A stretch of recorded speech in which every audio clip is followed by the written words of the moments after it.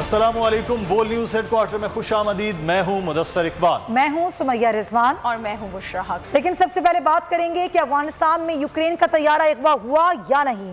मामला मुअम्मा बन गया है। यूक्रेन के नायब वजीर खारजा ने काबुल एयरपोर्ट से तैयारा हाईजैक होने की तस्दीक की। यूक्रेनी वजारत खारजा ने अपने ही वजीर के बयान की तरदीद कर दी। ईरानी हुक्काम भी यूक्रेनी तैयारे के उनकी हुदूद में दाखिले की तस्दीक को तैयार नहीं है। यूक्रेन के नायब वजीर खारजा के मुताबिक तैयारा यूक्रेन के बाशिंदों को लेने गया था।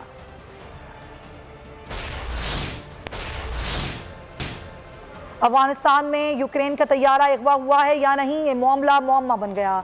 यूक्रेन के नायब वजीर खारजा ने काबुल एयरपोर्ट से तैयारे को हाईजैक होने की तस्दीक की।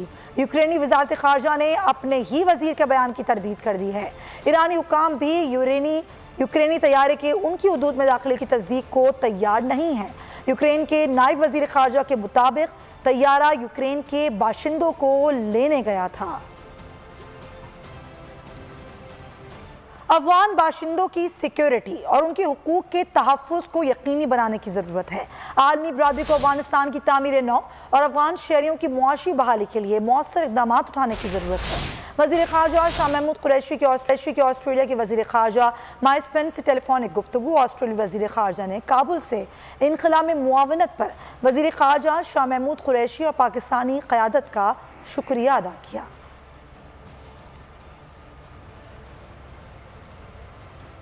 अहमद मसूद आलमी मदद न मिलने पर सरेंडर की तैयारी कर रहे हैं। बरतानवी अखबार द टेलीग्राफ का दावा। अमरुल्लाह सालेह कहते हैं तालिबान वादी अंदराब में बूढ़ों और बच्चों को बतौर ढाल इस्तेमाल कर रहे हैं। मुहासरे के बायस वादी में अशिया ज़रूरिया की शदीद किल्लत पैदा हो गई है।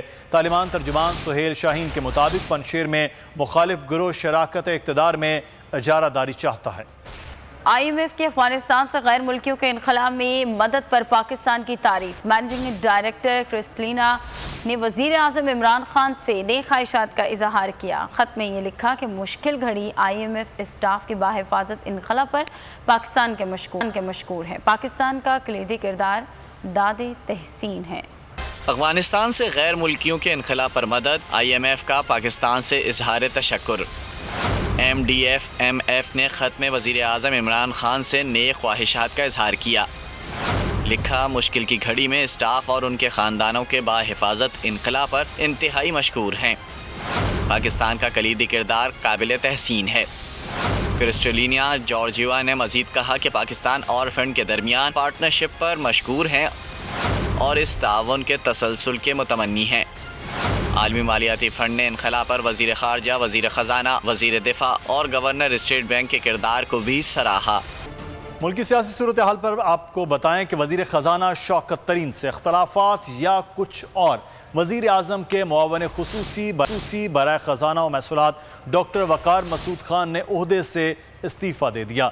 इस्तीफ़े पर हतमी फ़ैसला वज़ीर आज़म करेंगे। इमरान खान ने अक्टूबर 2020 में डॉक्टर वक़ार मसूद को वज़ीर ममलिकत का दर्जा देकर अपना मुआवन खुसूसी मुक़र्रर किया था।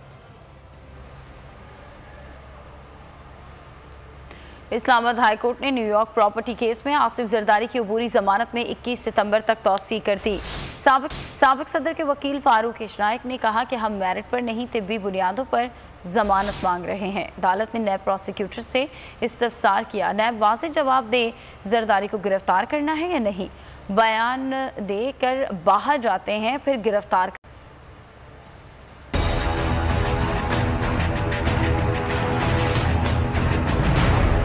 नैब वाज़ेह जवाब दे जरदारी को गिरफ्तार करना है या नहीं।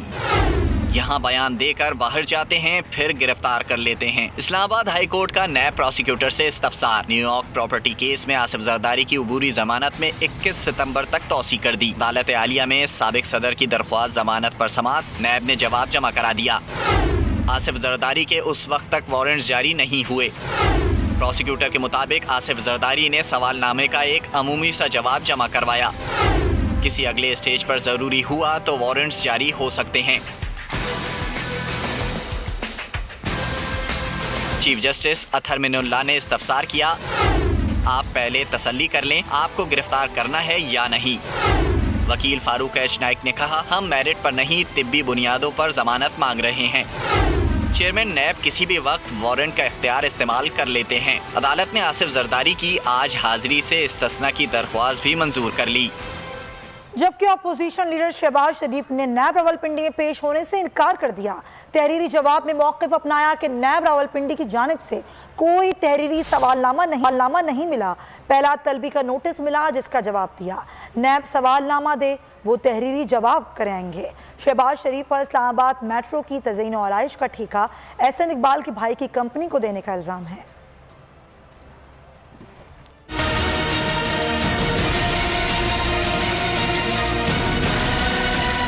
मेट्रो केस में नैब का पेशी पर इसरार, शहबाज शरीफ का साफ इंकार। सवालनामे का मुतालबा कर दिया। नैब सवालनामा भिजवाए, जवाब मिल जाएगा। जराये के मुताबिक नैब रावलपिंडी में अपोजिशन लीडर की जानिब से मरियम औरंगजेब और अता तारड़ ने जवाब जमा करा दिया, जिसमें शहबाज शरीफ ने मौक़िफ़ अपनाया कि नैब रावलपिंडी की जानिब से कोई तहरीरी सवालनामा नहीं मिला। पहला तलबी का नोटिस मिला जिसका जवाब दे दिया। नैब सवालनामा दे वो तहरीरी जवाब जमा कराएंगे। नैब रावलपिंडी ने शहबाज शरीफ को रावलपिंडी इस्लामाबाद मेट्रो का ठेका एहसन इकबाल के भाई को देने से मुताल्लिक तलब किया था।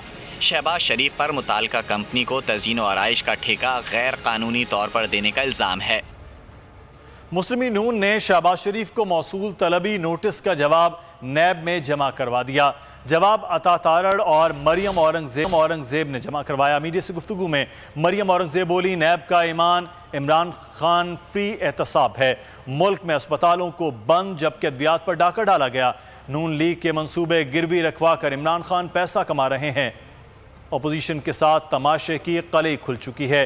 अरबों की करप्शन का इल्ज़ाम अब 45 लाख तक पहुंच चुका है।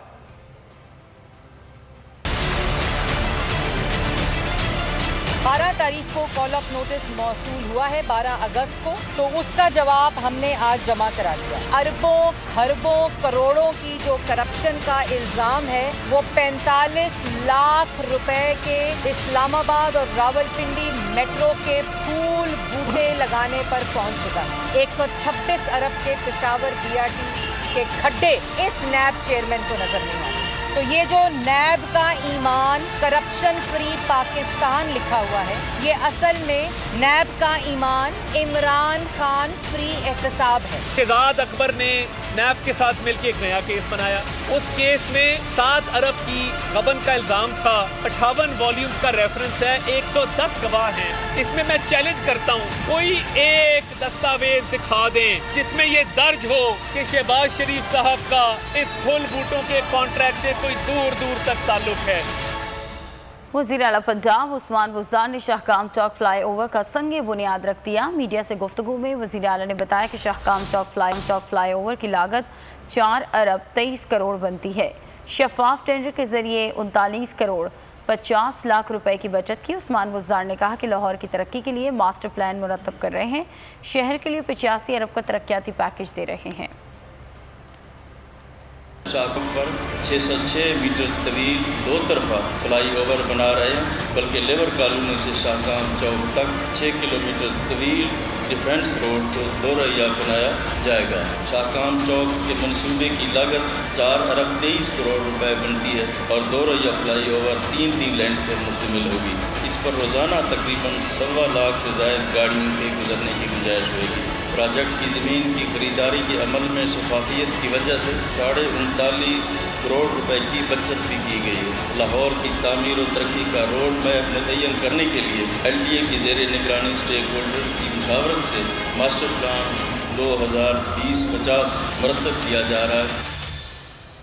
आगे बढ़ते हैं। मुर्तज़ा वहाब ने 120 रोज़ में बल्दियाती इलेक्शन कराने की खबरें बेबुनियाद करार दे दी।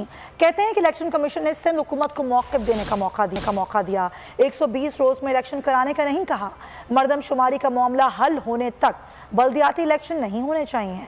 उन्होंने ये भी कहा कि सिंध हुकूमत बल्दियाती इंतखाबात के हक़ में है। बल्दियाती इलेक्शन आइन और कानून के मुताबिक होने चाहिए। जब सेंसस का इशू अभी तक फाइनल नहीं हुआ है तो कैसे उन मुतनाज़ा सेंसस के बेसिस के ऊपर आप हल्का बंदियां कर सकते हैं। हमने इलेक्शन कमीशन के सामने ये बात रखी कि अगर आज आप इस मुतनाज़ा सेंसस के ऊपर पार्लियामान का फैसला सुने बगैर हल्का बंदियां कर देते हैं और इलेक्शन के इनेकाद की तरफ चले जाते हैं तो करोड़ों रुपए का अखराजात बेर होंगे इस तमाम प्रोसेस में। और अगर लेट से 2 महीने 3 महीने बाद अगर पार्लियामान पाकिस्तान का फैसला करता है कि सूबा सिंध का मौक़िफ़ दुरुस्त है, कि सूबा सिंध की आबादी को अंडर रिपोर्ट किया गया है, उसकी रिपोर्टिंग सही नहीं हुई और वो सेंसस के रिजल्ट को कलअदम कर देता है, तो फिर लोकल गवर्नमेंट इलेक्शन किस तरह हो पाएंगे? कि इलेक्शन कमीशन ने बरहमी का इजहार किया या इलेक्शन कमीशन ने कहा 120 रोज में इलेक्शन करा दें, ये बात बिल्कुल गलत है। इस तरह की कोई चीज़ वहाँ पर नहीं हुई। बहुत अच्छे माहौल में इलेक्शन कमीशन ने हमारा पॉइंट ऑफ व्यू सुना और सुनने के बाद उन्होंने कहा कि हम अपने कमीशन का इजलास मुनक्किद करेंगे और मुनक्किद करने के बाद फैसला किया जाएगा कि हमारा क्या पॉइंट ऑफ व्यू है सिंध हुकूमत की गुजारिशात के हवाले से।